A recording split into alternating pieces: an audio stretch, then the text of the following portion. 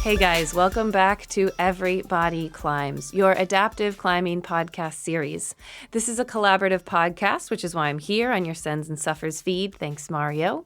Today we have a conversation with Elliott Nguyen. He says that as a second-generation Vietnamese-American, queer, and transgender climber, when he first started climbing, he didn't meet many people who looked like him. But he found a sense of belonging in the adaptive climbing community. Elliot is often on the podiums of both national and world paraclimbing championships, and he's on the board of the ParaCliffhangers. He's also a grad student in social work at UC Berkeley, and he hopes to eventually work in mental health counseling, focusing on the healing power of outdoor recreation. Elliot has a degenerative motor neuron disease that can make the dynamic moves in climbing difficult. And with the spasticity caused by this condition, he's no stranger to Elvis-legging on a route. In fact, sometimes he says he's just Elvis-legging through life. But most importantly, he's found a style of climbing that really suits his movement, and that is trad climbing. We'll pick up the conversation with Elliot describing how he got into trad and why it's such a good fit for him. So before climbing, I spent a lot of time backpacking and kind of exploring the outdoors in general. So that's kind of, I would say, where I found a lot of peace. And with trad climbing, it's route finding. It is like the adventure and experience of it, which I think suits my interests more right now. And, for my disability, actually, it suits me pretty well too. I haven't had very much success, like bouldering outside or kind of climbing hard on sport routes because of that big dynamic movement. And also, I should mention, I'm like 4'10". So, usually you think of people who are 4'10", kids, like, oh, they've got to compensate with like jumping and heroics. Like, that's kind of the opposite of what I do. So, whereas, with the trad climb, you've got different options for protection and like, different crack sizes are going to be really different for different size people, right? Mm-hmm. And so I feel like it's just a bit more accessible to me, as weird as it seems. Well, I was going to ask that about your disability, so it's interesting that you bring that up because so for what I deal with super stretchy tendons, crack climbing is not my friend. And not to say that people with my condition could totally crack climb if they train up to it. But it's just not really in the cards for me. Like I would just dislocate a shoulder or a finger by like doing proper technique of like weighting my hand. Like that's just not what my tendons are going to want to do. And so that's not what I tend towards. But does that work well for you in terms of your own constraints to be able to like put yourself into that kind of like those pulling, lock off tension spots? I would say so. Yeah. It is like a slower form of climbing in certain body positions. I might sort of like fling something out and then like triangulate back in. And so I feel like that kind of also naturally happens with crack climbing, where you kind of, kind of ease into comfortable positions. And so that feels comfortable to me. And then I don't really have a huge problem kind of hanging off of something for a while, Yeah, interesting. Finding the right pro and then moving past it. Like that is something that, I, as a person with the body proportions of, a 12-year-old, to be honest, like really excels at. I've been working more on my endurance. Outside on a trad route, I feel like I can go and go and go and go. But I get asked pretty fast, like sport climbing. So I don't know. I find that I'm climbing longer and enjoying myself more when I'm trad climbing. I would also say I'm a nerd for systems, so that's like fun. Yeah, like making my own gear, not climbing gear to be clear, but like other stuff like that. Yeah, I've seen some of your posts on Instagram showing off your gear and just how into it you get, and I'm not a trad climber myself, but I admire that when I see that in other people. And do you feel that does it kind of like scratch some kind of an itch for you to be like, I don't want to to use the word distracted for lack of a better term, but I feel like for a lot of people with disabilities, we're kind of constantly having to navigate ourselves and like troubleshoot ourselves throughout the day. So maybe it's kind of a relief to have this other thing that you're troubleshooting outside of yourself for a while. That may be just me projecting. I haven't thought about that. I would say, yeah, when I'm climbing itself, disability doesn't really come up much. Maybe it's just because I'm too scared, right? Yeah, for sure. Like during climbing, I don't notice that thoughts around like impairment and limitations or like obstacles comes up. I would say that for the approaches and like other things surrounding the climbing, oh, for sure. Like I definitely get pretty frustrated. So it's kind of like a give and take, right? Because in my life, my normal life, I've engineered it just so that my disability doesn't really get in the way as much as if I go to a new environment. Like my home, there's certain adaptations and like I've figured out that one route is better than the other to get somewhere, right? Versus a new approach, you just never really know. And sometimes, there's that question of, do I like go for it knowing that this is sort of uncharted territory and like what might not be a huge risk assessment for someone without my disability could actually like really impact me and potentially also my climbing partners. Like if I commit to some section, like a scramble or something, and then like totally eat it, they're going to have to help me out. Like if I'm on crutches and I like trip down a little like slot, right? And then my crutch gets caught somewhere and then I break my elbow and then I'm down the elbow and then the two legs. Like if someone usually broke their elbow, they could at least walk out. But would I be able to do that? Probably not. And so like does that turn something that would have been a self-rescue into something that you need to like get more resources involved with? And that's because do you use arm crutches? Is that why the elbow would be? Yeah. Sorry. I got Yeah. But I kind of like play the take forward a lot with this kind of stuff because I got into adaptive climbing much later in my climbing career. But in general, like the conversation around safety and disability while climbing, hiking, being outdoors, I feel like it's worth having more specific conversations, especially conversations around when people are starting to kind of like venture out by themselves, not necessarily with a group or a guide. What are certain safety considerations? And I feel like my path there has been hard fought in that, there have been situations, even very recently, where my disability made it a more dangerous experience. And then, having to consider not only how I feel about that, but like how my partners feel about that. It can be sobering for sure. And so, sorry, that's kind of why I went really specifically into, this. I am having this one recollection of this like one little slot at Red Rocks. Yeah, that's been another thing that's really been on my mind recently. As I'm like sort of contemplating a transition from all this comp climbing stuff into really focusing on outdoor objectives. That's kind of where I think progression is leading me. I've been thinking a lot about dangers more than,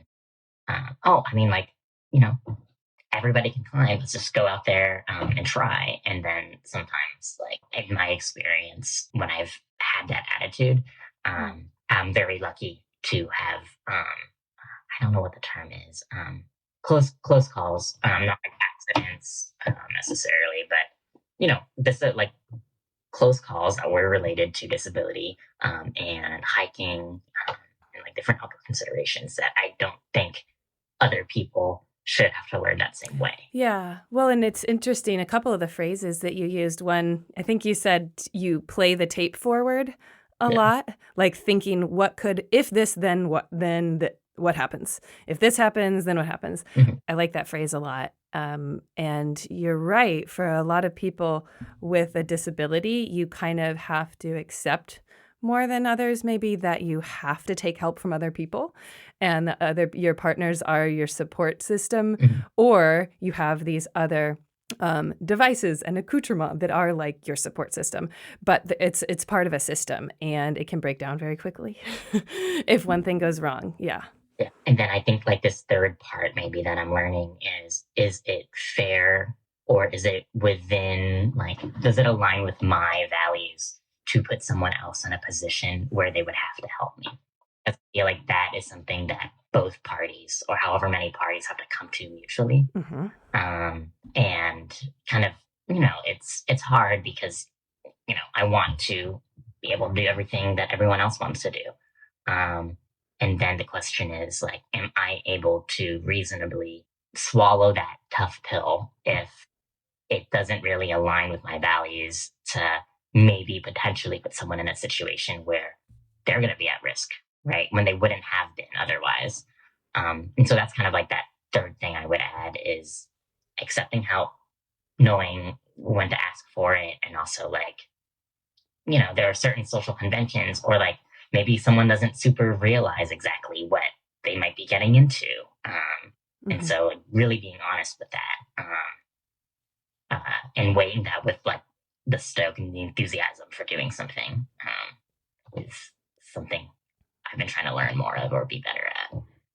And you mentioned like making sure that that other person understands that there's a situation that they could possibly be put at risk for, or you just considering, if I do this, does it put other people at risk? Like, you're not just thinking about yourself.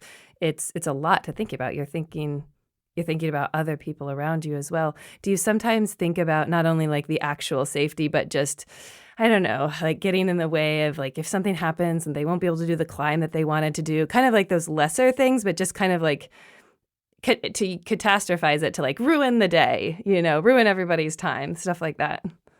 I feel like that to a lesser extent. And I have to give like huge props to my climbing partner on it in terms of her willingness, like, to, I don't want to say guinea pig. We, like, we learned climbing together. And so there were things that neither of us knew would, impact safety and things like that with my disability.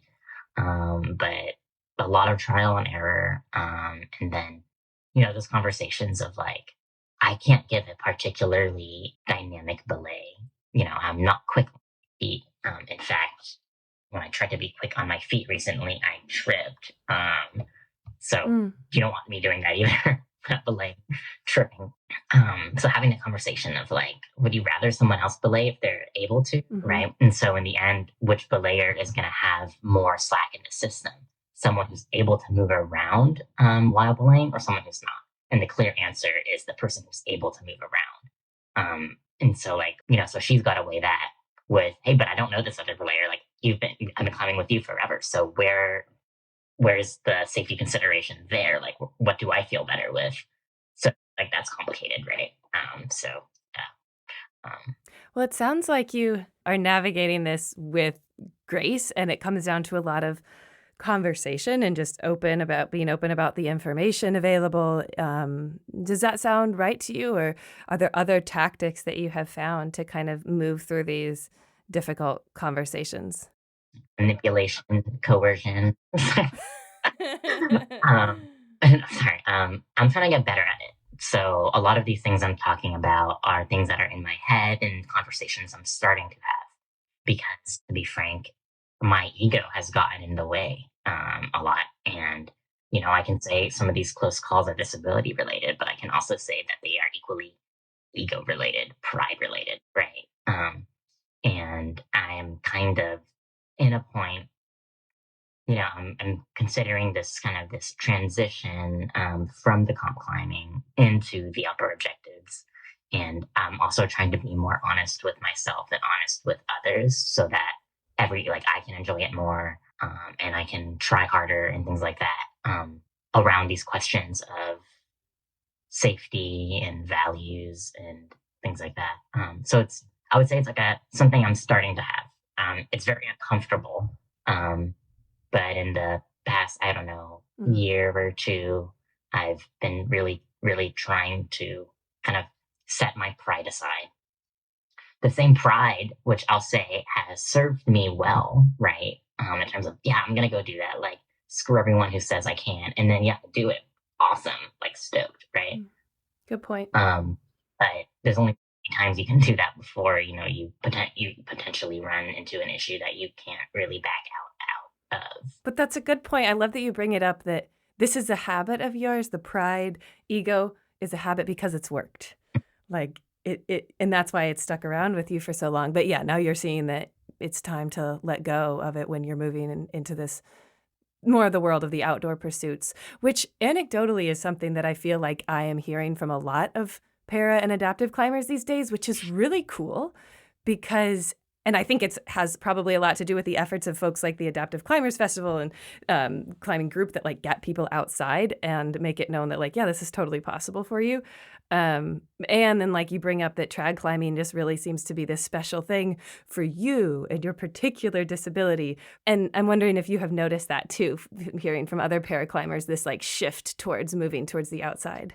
Yeah, I think, it's really cool because when I first joined like the comp scene and, I'm seeing all these paraclimbers and everything, in talking to people, I really felt like I was in a minority of climbers who primarily climbed outside.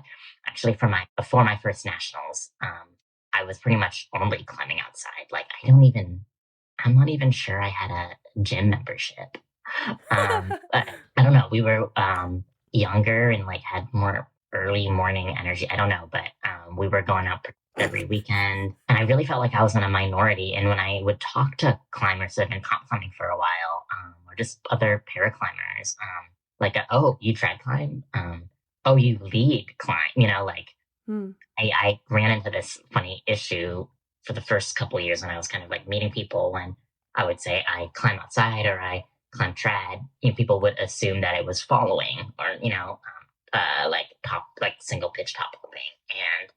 And there's that ego and that pride again, right? There's I definitely have a pride for the fact that we kind of just did it. Yeah. Well, and you're proving the stereotype wrong. Like when people look at you and they assume something, and you're doing the opposite. Yeah. Definitely a certain pride in kind of subverting those expectations. Like, actually, no, like I carry my weight, like, in my climbing partnership. We do have different like preferences when it comes to like types of climbing we like.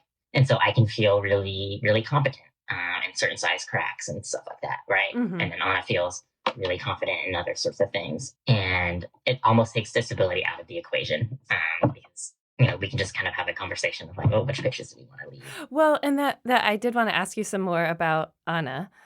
So she's your climbing partner. And were you guys just friends? And then you both, because I think you said you got into climbing together at the same time, and so you were both newbies at the same time and have like progressed this whole time together? Yeah. We're like best of friends. We went to college together. We dated through college, and then a few years after, there's that like side piece. Not climbing partners. Got into pretty much most outdoor pursuits together. Which is so cool to have like your person. A partner is just amazing. To have that consistent person across a span of years is just priceless. Yeah, totally. And yeah, the last thing I'll say is, I had a little panic when we broke up. I was like, who's gonna? I should have realized was like, okay, maybe this relationship, maybe I'm not in it for the right reasons. If one of my main concerns is, am I gonna lose my client partner? Super amicable breakup, obviously, but like, I'm just cracking up thinking about that because I remember being stressed about that because we're also like scuba diving partners, so we will like dive off the shore in Monterey, like the Central Coast areas for fun, and then like I guess it's called like citizen science, but like divers can go and you take some courses and like identifying different fish and invertebrates and stuff, and then you can do surveys down there. You can like count all the fish basically, and then the scientists are able to use that information. So we share a lot of hobbies together. Yeah, well, and is being in the water, scuba diving? I didn't know you did that. That's awesome. Is being in the water a place that you also feel less disabled? Oh yeah. Well, I'll actually separate disability from the physicality of my impairment. because I would say I am acutely aware of my disability diving. Okay. Diving in Monterey is very low visibility, very cold, current, surge. There's just a lot of things that could like get you down there. Not to mention the sharks. Um, and with diving, you're mostly using your legs. Oh, Um, and so, okay. and then there's the whole challenge of getting in and out of the ocean with about 100 pounds of lead on your back, which is not easy for me. Mm-hmm. And then, I leave my crutches kind of at the beach, and I just like hope someone doesn't take them. I just have to cross my fingers. So far, it's worked. Oh, God. You also have to be like, man, if someone is just taking a pair of crutches off the beach, they must like really need them. But like Sure, that's yeah. what I say to myself.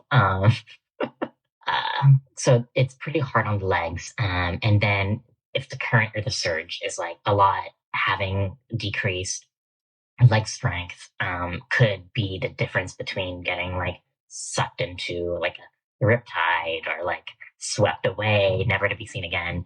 I'm being dramatic, but it in Monterey diving, especially because sometimes the visibility is down to like 3 to 5 feet.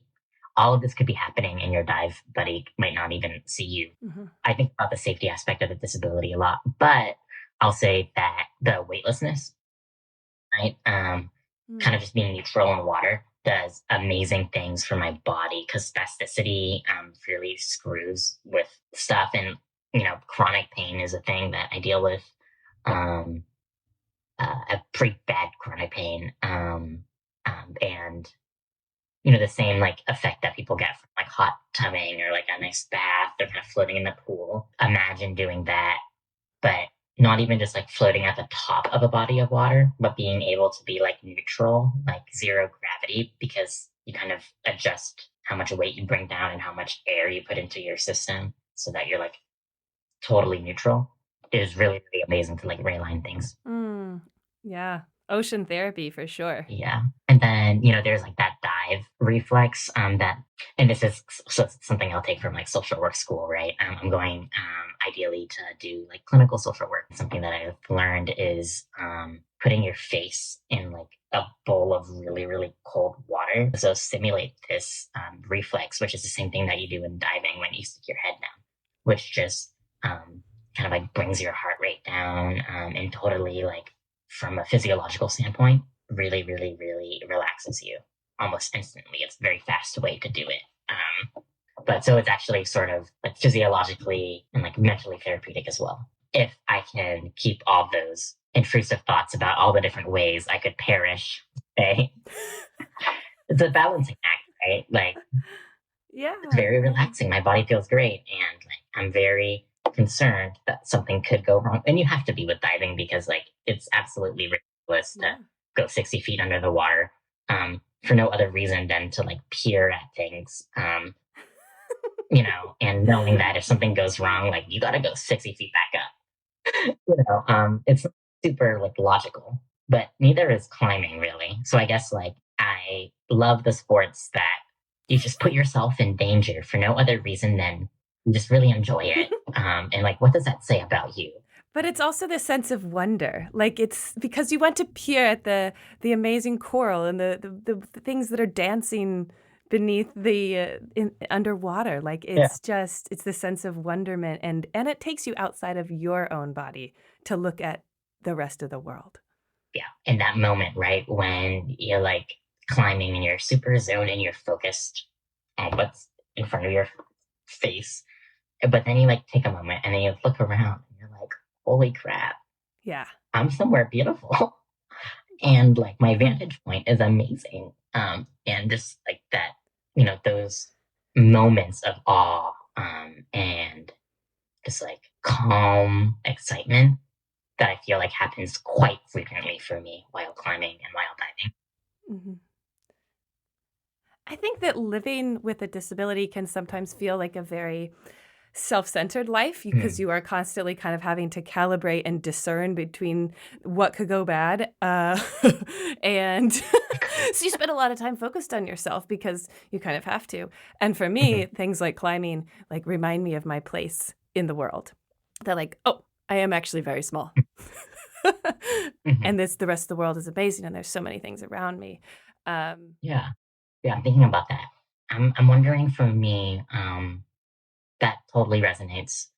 And I feel like it more than the disability that we've talked about so far. I feel like that really resonates in terms of like mental health for me, in terms of being outside of myself or being able to focus outward, and like reposition my own self within a larger system. And it's like a fast track to gratitude, right? Which can be hard to access sometimes, I think. And for me, I think a gratitude practice, I'm realizing I used to think this was very cheesy or corny, but recently I'm really leaning into that, as I'm really trying to like bolster my mental health. I'm really thinking about how like those moments of like, whoa, I'm peering at this little fish, right? Like, look at this little fish in this big ocean. I'm a little fish in the big ocean of life or whatever, like that's not a good example. Or, the fact that I am on this specific constriction on this rock formation, I can see that these exist everywhere around me. I am on my own journey, right, up this one constriction. And everyone else is also having these like different, but maybe similarly challenging or beautiful or, whatever like journeys in life really does kind of like ground me and humble me, and do a lot for mental health, I would say. Yeah. Well, it's a lot of the things that I wanted to talk about are coming up naturally. When I was reading up on you and looking at some of your social media, one of the things that stands out is that how many intersections you have in your life. And I feel like there's lots of different parts about you that you don't shy away from the fact that they intersect. And so like the fact that you're bringing up scuba diving and climbing and like mental health and disability, like there is a Venn diagram overlap there. And one of the other things that I wanted to make sure that we talk about is as a transgender climber and being part of the transgender community, how does that overlap with climbing, adaptive climbing, all of the Venn diagram circles in your life? Yeah, trans. Also, you use... Oh, he, him. Him, okay. But trans and climbing, obviously a big conversation right now, and one that I have really a lot of support for. And as a trans masc climber, it can be challenging to speak for the trans community here because, there's trans masc, there's trans femme, there's non-binary people, and, we're all trans, and all have like really very different experiences when it comes to climbing outside, climbing inside in comps. Really, really different experiences. And so, I want to be like mindful of mapping my own experience too much on that. I won't have encountered those same challenges, right? That I think are a part of a lot of these conversations. So I'll kind of like make it really specific to me. I think we were talking about like lots of different intersections. I'm realizing more and more how much those intersections can compound on each other. I guess I used to think of different identities or positions that I had more in like their own separate vacuums, but I'm starting to consider it more in terms of like, it's hard to put into words. Well, and I'll take the opportunity while you're paused here thinking, just to clarify for people, because you wanted to be specific that you're speaking about your experience. And so just in case people are unfamiliar with the terms, you're talking about your experience, who somebody would have been, and correct me if I'm wrong here, but would have been born female, sex assigned at birth, transitioned to male. Is correct? Right. Yeah. And then which is a very different experience for somebody who's born sex assigned at birth being male. They transition to female and maybe they're competing in a female category or they would like to. So that's why you're saying like these are very different experiences in terms of how you present to the world and the challenges that you might face. Yeah. And I'll typically refer to myself as transmasc or transmasculine. Like, It's funny. I'll think about the outdoors first. And, there's all these like disability related considerations that come with climbing outside. And then, there's this funny, and I feel like being in more queer spaces, being in more disabled spaces than I was before, this happens less and less. But there is a certain like unease or feeling of I really had to prove myself being like a really little guy climbing, I'm not particularly like muscly or, like super strong, move up. And I feel like because of that, people have their assumptions. In fact, the other day it was cracking me up, fully unsolicited. This guy comes up to me and he says, "Hey, bro, you know what you need to do? You need to start going to the gym. You need to be going to the gym 2, 3, if you can go to the gym 4 times a week, then you're going to really fill out. And then, your life is going to get better." And it kind of goes to, for me, I was like, it was sort of a reminder. Yeah. Like, if someone looks at me and especially compounded with that disability, they're not going to assume that I am the strongest, most physically capable person at the crag or whatever, which is obviously always true. I am always the strongest, most capable person. Obviously. Yeah. But, kind of navigating those situations where someone might assume that you're climbing a certain way, or assume that you might need certain information that you really don't. Thinking about like times where, I've kind of gotten like beta sprayed about something when climbing party is like a total junk show and like I can just see in 5 seconds, like they've got a lot of like safety concerns going on. And there's no way I'm going to talk to them about it because I know it's not going to go anywhere. In fact, like it could make the environment so uncomfortable that, I would feel like I needed to leave, right? Like not going to do that. It's been interesting to parse those out, and maybe it isn't like parsing it out really, because I think they inform each other, but how like my disability presentation and then also like my gender presentation impact how people might see my competence, especially like outside when people kind of do like size each other up sometimes. Yeah. Really lucky that like the gym system here has a lot of different affinity groups and like meetups and stuff. Right. Your Bay Area, Oakland, California. Yeah. There'll be like queer crush meetups, and then you go to a queer crush meetup and you're just not sure like what is the queer crush meetup because like it appears to be everyone. That's awesome. It's just like, where is it? I've had multiple friends like joke about like, I went to Queer Crush. I just could not figure out where it was because it seemed like it was just everything, which is awesome, right? And then there's comp climbing. Do I want to say anything about comp climbing? This is a sensitive topic, so you do not feel you have to respond if it doesn't feel like something that you want to get into at all. And you certainly don't have to have an opinion or tell people what to do. It's all just your perspective, but also you don't have to talk about anything you don't want to talk about. Right, sure, thanks. My personal comp experience, to be honest, it's only been very recently that I've been quote unquote out as trans. Not to say that I've been closeted or trying to keep it a secret. I just never mentioned it really before in the comp setting. And it never really affected me before in that setting, which is a real privilege, right? And like, maybe that's kind of what I'll touch on is that like, I've been able to compete for many years without having to think about being trans. I've just been able to register under the category that I want to and then participate. And no one has ever given me grief about it.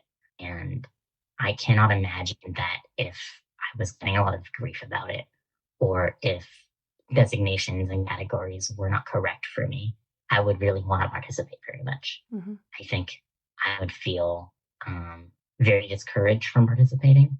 And so I'm imagining that the ways in which, the systems that are in place are kind of like perpetuating that a bit right now, across a lot of different sports, across a lot of different federations. we are really missing out on some really, really fantastic athletes from the beginning of their development, like throughout their careers.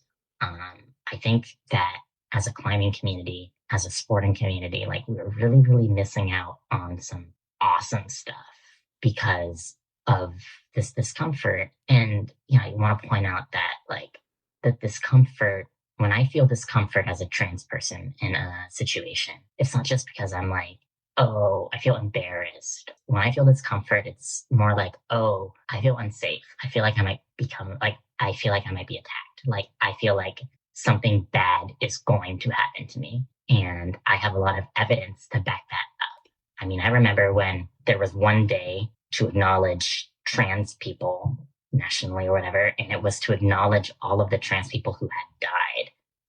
So, like, when we say, hey, we don't feel comfortable in the situation, like, I really think safety. I think lives lost, things like that. So that's, I guess, something that I wanted to like point out. Mm-hmm. You kind of sound melodramatic if you say it how it is, right? You don't want to do that either because, in order for certain change to happen, sometimes it feels like the compromises or sacrifices have to be made. And sometimes those sacrifices or compromises are around like language or, not representing certain things like fully in the way that they need to be represented, but whatever, right? In the name of this type of change, we'll kind of swallow that pill. And I think one of those things is some of the language, that trans people might use to make other people feel more comfortable. And while they feel more comfortable, sometimes it dilutes really what we're saying. Yeah. Well, and I get what you're saying too about the language, because sometimes you have to adjust the language just to get the conversation started. And then hopefully the language progresses, but you do have to like, how can we start? How can we start this conversation? Mm-hmm, exactly. And I like what you bring up about, we're missing out on really incredible athletes. And even if you don't think about the human rights issues here, if you just think about the sport, just that, climbing is a sport that is driven accomplishments. We have our belayers are our partners, but it is an individual who is doing that next hardest climb. And we are missing out on powerful individuals we don't even know because they might feel that it's too uncomfortable and they're not going to keep coming out. Yeah. I have thought, to take this very hypothetical, which is sometimes less touchy, to think about, one of the things I've been thinking about is being involved with adaptive climbing and reading up, even though I don't compete, reading up on the classifications and doing some Paralympic reporting and reading up on the classifications there. And every single sport is different. It is not a one-size-fits-all. The way that para-kayaking classifies athletes is different from climbing, which is different from wheelchair basketball, which is different from da-da-da-da-da, goes on and on. And so that is interesting. And I kind of feel like we are in this conversation as a climbing community, maybe at this exciting point. If we're like at a fork of the road, it could get really exciting if we let the lens get even bigger in terms of the gender spectrum, in the way that we classify people on so many different levels in terms of disability. Like maybe eventually, I don't know, maybe there is something to be learned there. I don't know what that thing is. I have no definite opinion about any of this. These are all just conversation starters. And I hope that that's the direction that our community can continue to go in, is open conversation. Let's just keep spitballing. Let's just keep trying to do a better job. Yeah. No, I was cracking up because you're like, let's take it to a less touchy subject, classification. And I was like, cracking. but the hypothetical version of classification. And we can bring that hypothetical back into like something that is a real life example, maybe.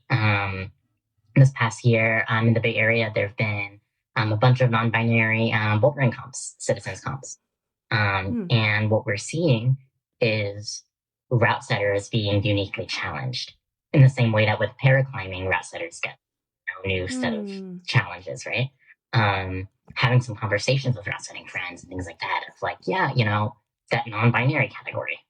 What are we going to do? How are we going to set something that's really exciting and that's going to like really fit for these styles and things like that. It's a completely new consideration, which means that, we're seeing different types of movement, right? And I remember like last year at Battle of the Bay, really kind of noticing that. And, it was kind of, I think the 2023 Battle of the Bay might have been the first like non-binary open comp. Hmm. And the route setting there was like really interesting because I could notice some pretty distinct differences between the different gender categories in terms of route setting, which I thought was cool. So that's one example of how, kind of opening that up also opens up opportunities for creativity and things like that. Well, and again, I think paraclimbers, everybody with disabilities, people are very creative because you have to be. And so like, what a great community to draw on ideas from. Like you just constantly, literally it's in the name, you're just constantly adapting and learning. And I think that creativity could be a real asset moving forward. Unrelated, I saw an article in a food magazine about how many queer people are cheesemakers because cheese making requires boldness and creativity.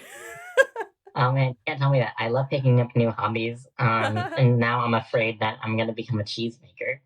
You should do it. I think it was in the magazine called Eater. And it was like, cheese is queer is the name. I love that.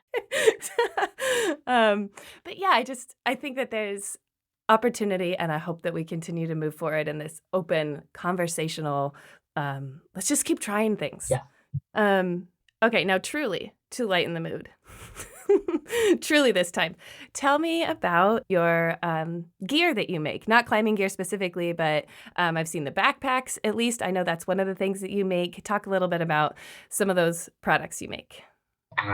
When you're talking about creativity too and adapting things, I think it all kind of wraps into there because a lot of the stuff I make, it's because I can't find somewhere to buy it, right? For example, I just made this like backpacking bag. It's got 34 liter. And a lot of 34 liter bags on the market are going to have a torso size that just like doesn't really work for me. Because again, I kind of mentioned, my body proportions are, like a 12-year-old's, and, you don't want a 12-year-old carrying a huge amount of pounds on a backpacking bag. Like kids usually don't have huge packs, right? So things like that. And then also just like adaptive things are really fun to like add and remove from things. And sewing is great in terms of garments and stuff like that. To be honest, I actually mostly sew garments as opposed to gear. This is more conversation maybe around like trans bodies and stuff like that. Things that I want to wear don't necessarily fit me well, and things that fit me all have Superman on them. There's only like so many Batman t-shirts that I can wear before someone starts asking questions. So I kind of picked that up. Though I do feel like the vintage superhero look is like very in these days. I'm actually like at my sewing table right now, like my sewing. Oh, right. Let me see. See. Oh, nice. But it does still feel related to adapt, like, because it's all adapting. Like even if you're not making adaptive hiking gear, you're adapting to your body type. Yeah, totally. It's one thing I do like for myself and my friends. Although what I will say is you can always hit me up on Instagram if you have like a cool adaptive project or like something like fun like that. I don't want to be making like 17 pants, right? But like if someone's got this like thing in their head, hey, I really want this to happen, or I have a bunch of like, I have this issue with my clothes, like maybe it's a quick fix, maybe not. Or just want to talk about it. I love that kind of stuff. Not as a new job, right? But I think that's really fun, and I love to work with people on that kind of stuff. So you're not trying to make it a business, but if someone has really specific needs or an idea, like you're keen to work with them. Yeah, like totally reach out because I would love to help you with it. Yeah. Okay, cool. And as you mentioned that kind of combining both the needs of a disability and then also non-binary body type, it makes me think. I feel like and of course, this is anecdotal, there's no data, but I feel like there's a lot of non-binary and queer climbers in the adaptive climbing space. Have you noticed that too? Is this just That's hilarious. Yes, it's just you look around and then they're everywhere. I don't know what it is. It's something in the water. Yeah. No, I don't know. I also kind of wonder, like, if more people are being open about it.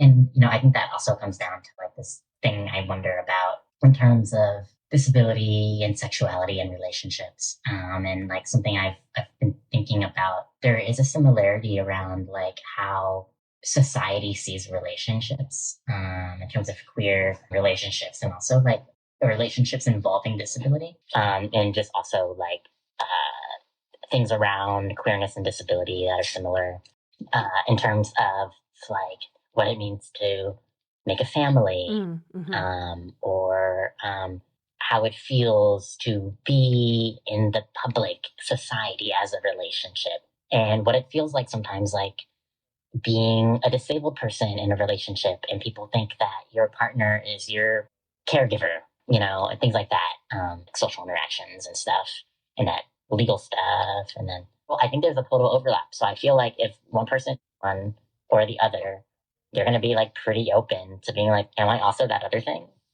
Maybe, that's my theory. Is, like, if you're already disabled, like, you've already kind of got experience in this realm. Is it really so wild to wonder if you're queer? And then if you're queer, you already have kind of some of that same stuff around your body and society, and, like, maybe the gap between identifying or accepting identities around disability might be a little bit lower. Yeah. Well, it's the threshold. It's almost like there's a releasing of boundaries of, what I was told the human body was supposed to be ain't exactly true. So maybe what I was told sexuality is supposed to be is also not true. Totally. That's what I think. Well, and the last question that I have for you, following on our theme of the blending, the intersections, this is something you mentioned at the very beginning of our conversation. I think you phrased it that, you got into adaptive climbing kind of later in your climbing career. And I thought that was a really interesting phrase. What do you mean by that? Because was it not adaptive climbing, like, as soon as you started doing it? What do you mean by that? I guess I meant, like, the adaptive climbing community. Like, I did not know any other disabled for, like, years and years and years. I thought I was all alone. Turns out I was not. I just had to go find them. And yeah, I've been trying to parse out what adaptive climbing means as well too. Because sometimes, like, when I think about how I climb or how I present myself climbing, you're not going to see, like, different systems. You're not really going to see anything that looks any different than a non-disabled person. In fact, in paraclimb too, if you watch me, you're just going to think that guy climbs kind of slow. Like, you're not going to see much difference. And so, like, I've had to think more, like, what am I adapting? Am I an adaptive climber? And then also, am I really adapting anything if I've always been disabled when I climbed? Have I had to change my climbing to adapt to anything, or has this always been the way I've climbed? And so I know these are all, like, kind of funny questions in my head, but so for me, actually, funnily enough, like, the label adaptive climber doesn't super resonate for me because I was always disabled. When I started climbing, I was disabled. So it's like, I don't know that I adapted anything. Like, this is the only way I've known. And I think, different people are going to, like, the label is going to resonate with different people. But for me, if I were to call myself an adaptive climber, I would be using it as a euphemism for disabled climber. And so there's something, like, interesting for me to explore there, because I don't really think that for me, I want to be using euphemisms for disabled. Yeah. That's just my own personal relationship with the word. And sometimes it's not a euphemism because, like, I think disability is a bad word. It might just be because I know that that's kind of like the lingo, the terminology that a lot of people are using, right? For a specific, like, functional purpose. And so, like, yeah, the adaptive climbers over there totally makes sense, right? For me, personally, I kind of, like, wonder, like, about the language, if it really suits me or not. Well, and this came up on another podcast with Emmeline, and again, kind of a message from the queer community is you just ask somebody what they want to be called and then you call them that. And it can sometimes just be that simple. And so, yeah, adaptive climber with a disability, disabled climber, it's to each their own, whatever you want to be called, and it works. Yeah. Is there anything that you really feel like I missed that we want to make sure that we get out there? I guess like one last thing I have to say, it's interesting. Like I found myself grade chasing recently, really, really hard, like obsessively. And I realized that all of this grade chasing, you know, it's ridiculous grade chasing too. It was like on the filter board, it was like V7 filter or whatever, right? Like if I can do that, then, I don't know what. But I realized it was so correlated to me running away from being with myself and my thoughts. The more uncomfortable and like the more that pressure cooker came up with things I had to address in my own personal life, the more I was grade chasing and the more obsessive and like frantic I got about it. It was such a direct correlation. The harder I climb, the more I need to take a step back and be like, what do I need to sort out? Like, seriously, like that's for me the pattern I noticed is like the more I'm thinking about that stuff, the more I know I need to take a step back and like address some important stuff in my life because like I am using it as an excuse to neglect what's really important. And what's really important is not climbing hard, right? For me at least. But what's important is like sharing those connections and like being good to myself, being good to people. And like I don't get that by grade chasing. It's not linear, there's not a solid progression. It's really messy. You've been listening to Everybody Climbs. I'm your host and adaptive sports journalist, Emily Chen Newton. You can reach out to me about the show with the Instagram handle EveryBD Climbs. That's every, then the letter B, the letter D, Climbs on Instagram. This is a collaborative podcast presented across Plugtone audio platforms. Big thanks to Mario for giving us a home here, and thanks to Chris Hampton and the rest of the Plugtone audio family. Check out our show notes or the Instagram post for this episode for some pictures and ways to connect with Elliot. We're nearing the end of this series, only 2 more episodes to go. After that, I will turn it over to the adaptive climbing community as a whole to see who else wants to jump in as host. As I've said from the beginning, this is a collaborative series, so it's time to turn it over to someone else soon. That's all for now. Climb on, climb strong, and remember, everybody climbs.